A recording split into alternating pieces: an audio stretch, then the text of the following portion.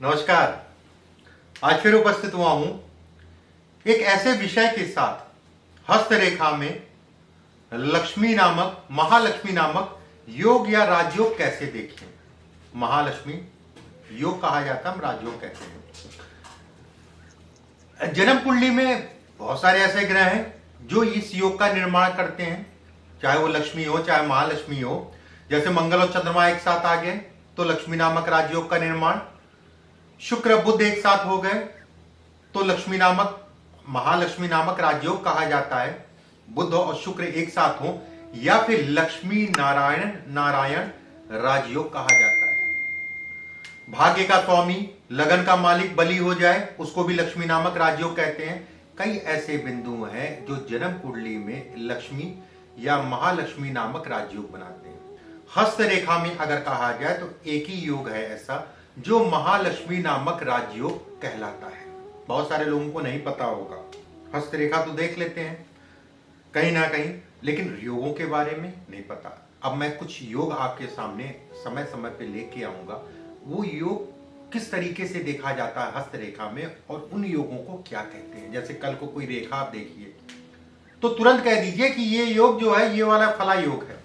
दो योगों पे आज हम बात करेंगे, एक ब्रह्मचर्य योग, ब्रह्मचर्य योग, और एक महालक्ष्मी नामक राजयोग। चलिए पॉइंट टू पॉइंट समझने की कोशिश करिएगा किस तरीके से ये बनता है। ये मुद्रिका है, ये बुध की मुद्रिका है, ये शनि की मुद्रिका है। इसे हम लोग कहते हैं बुध की मुद्रिका, ये आपकी शनि की मुद्रिका। अगर ये मुद्रिका बने या फिर यहां पर वलय बने, बुध का वलय या फिर शनि का वलय, ठीक है। एक चीज, दोनों चीज तो बन ही नहीं सकता। एक चीज की मैं बात कर रहा हूं। अगर मुद्रिका है, मुद्रिका का ध्यान रखिएगा, मुद्रिका चेन नुमा कम ही हो तो ज्यादा अच्छा है। अगर साफ रेखा से बन रही मुद्रिका, मतलब ये हिस्सा, तो अच्छा कहलाएगा। मुद्रिका जिनके हाथों में बने या फिर जिनके हाथों में बुध और शनि के नीचे वलय बने। एक बात, भाग्य रेखा बहुत स्पष्ट और साफ हो। भाग्य रेखा अगर कहा जाए स्पष्ट और साफ हो, टूटी फूटी कटी फिटी ना हो, बहुत ज्यादा कटापन ना हो, और सामान्यतः अगर कहा जाए टूटी ना हो तो ज्यादा अच्छा है। भाग्य रेखा स्पष्ट हो। एक रेखा अगर कहें, यहां से एक रेखा आपकी शनि की मुद्रिका से अगर मुद्रिका है तो, अगर मुद्रिका नहीं है तो इस जगह से मान लीजिए, इससे टच नहीं होनी चाहिए रिंग से, ठीक है। और एक रेखा आपकी जो है बुध की, ये बुध से और शनि से दो रेखाएं आके एक साथ मिले, कहीं ना कहीं इस योग का निर्माण होता है। लेकिन ये अभी अधूरा है। अगर सूर्य की रेखा भी एक आपकी अगर चंद्र पर्वत से जा रही हो तो बहुत ही अच्छा है। चंद्र पर्वत मतलब इस हिस्से से जा रही हो तो बहुत अच्छा है। अगर ये छोटी भी है, मान लीजिए ये छोटी भी है, तो भी परिणाम बहुत अच्छे या बड़े परिणाम ही देगी। अब इसे कहा जाएगा महालक्ष्मी नामक राजयोग। एक दो चीजें इसमें गौर करने वाली हैं। वलय अगर है तो वलय से छू के रेखा जा रही हो तो ज्यादा अच्छा है। अगर मुद्रिका है, वलय नहीं है, मुद्रिका है और मुद्रिका पे शनि की उंगली, शनि की रेखा जो है भाग्य रेखा आपकी मिल रही है, तो ये खराब कहलाएगा। तब उसका परिणाम वो उस स्तर तक नहीं मिलेगा, उस स्तर तक का इसका परिणाम नहीं मिलेगा। खराब तो नहीं कहूंगा मैं, कहने का तात्पर्य यह है कि उतना फल अच्छे नहीं दे पाएगा, ठीक है। अगर इस स्थिति में आपकी रेखाएं हैं तो ये कहा जाएगा कि महालक्ष्मी नामक योग। अब इसमें जन्मे बच्चों, अगर कहा जाए बच्चे जो इसमें जन्म लेते हैं, जिस घर में भी ऐसे बच्चे जन्म लेते हैं, बचपने में बहुत हल्की होंगी, जिस घर में भी ऐसे बच्चे जन्म लेते हैं वो कहीं ना कहीं वो घर धीरे धीरे बढ़ने लगता है। एक बात, इस योग की अगर मैं बात करूं तो धन धान्य के लिए, पैसे के लिए या धन धान्य के लिए अच्छा कहा गया, बहुत अच्छा कहा गया है। ऐसे लोगों को वाहन का सुख मिलता है और एक से ज्यादा ऐसे लोगों के पास वाहन रहते हैं। सभी प्रकार के कई तरीके के काम करते हैं और कहीं ना कहीं जो है पब्लिक की सेवा या समाज की सेवा में ऐसे लोग लिप्त होते हैं। कहते नहीं है कि फलाने मिट्टी में भी हाथ लगा रहा तो सोना हो जा रही है, वाली स्थितियां ये पैदा करता है। ऐसे लोग के अंदर चुंबकत्व होता है। चुंबकत्व मतलब हो गया कि लोगों को अपनी तरफ खींचना। फिर से मैं एक बार समझा देता हूं। अगर बुद्ध की मुद्रिका है और शनि की मुद्रिका है, या फिर ये मुद्रिकाएं नहीं है मान लीजिए, तो वलय, बुद्ध पे वलय है, शनि पे वलय है। भाग्य रेखा अगर देखी जाए स्पष्ट साफ होनी चाहिए, टूटी फूटी नहीं होनी चाहिए। शनि पे एक रेखा आपकी जो है, एक रेखा शनि पे जाए, उससे मिलती हुई एक रेखा बुद्ध पे जाए। बड़ी रेखा है अगर सूर्य रेखा है तो बहुत अच्छा है, अगर छोटी है तो भी खराब। बहुत बड़ी है तो बहुत परिणाम देगी, छोटी है तो परिणाम भर भर के देगी, लेकिन उतना बड़ा नहीं दे पाएगी जितना बड़ा अगर बड़ी रेखा है।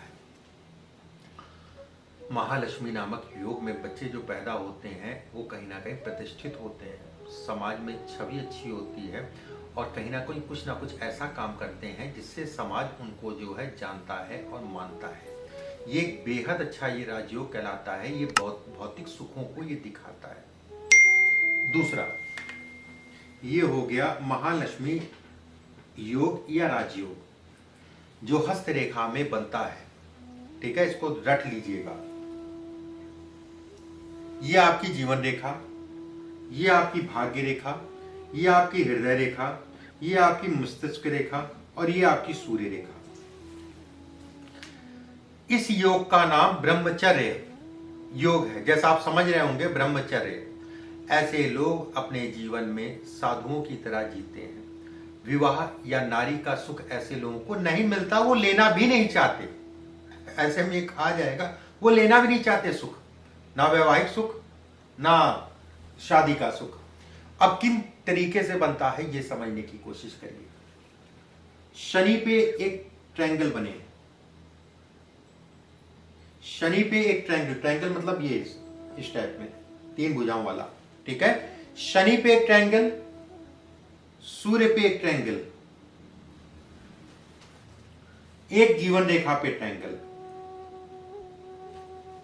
अगर मान लीजिए सूर्य पे ट्रायंगल नहीं है, जीवन रेखा और हृदय रेखा पे ट्रायंगल है, तो भी शादी मैं नहीं करूंगा।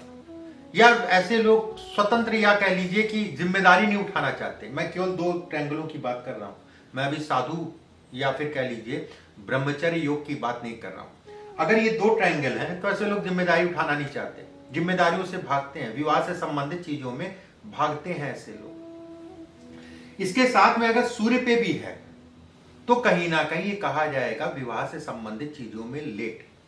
उसके साथ में भाग्य रेखा पे भी एक ट्रायंगल है तो ये कहा जाएगा कि बड़ा मुश्किल है इनका विवाह होना, बड़ा मुश्किल है इनका विवाह होना।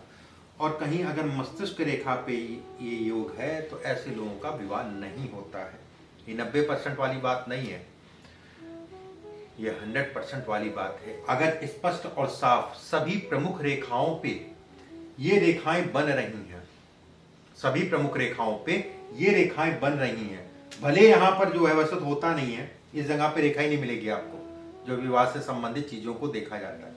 पहली बात होती नहीं रेखा यहां पर या होती है तो बहुत गाढ़ी और फैली हुई होती है या दोषपूर्ण होती है। मान लीजिए यहां पर रेखा भी है तो भी मैं कहूंगा विवाह का सुख नहीं मिलेगा। ये रेखा ये दिखाती है कि व्यक्ति जो है साधुवत जीवन निकालेगा, ब्रह्मचर्य का पालन करेगा। अगर सभी प्रमुख रेखाओं पे ट्रायंगल का निशान है तो किसी भी प्रकार का कोई आपका प्रश्न हो इसको लेके या इस वीडियो से संबंधित, वो नीचे कमेंट बॉक्स में डाल दीजिएगा। मैं आपके प्रश्नों का जवाब जरूर दूंगा। हो सकता है बहुत लंबा मैं ना लिख पाऊं, शॉर्ट में लिखूं, लेकिन मैं दूंगा जरूर। परमात्मा आप सभी को स्वस्थ रखे, सुरक्षित रखे। फिर आप सभी से मुलाकात होगी। अभी के लिए बस इतना ही। नमस्कार।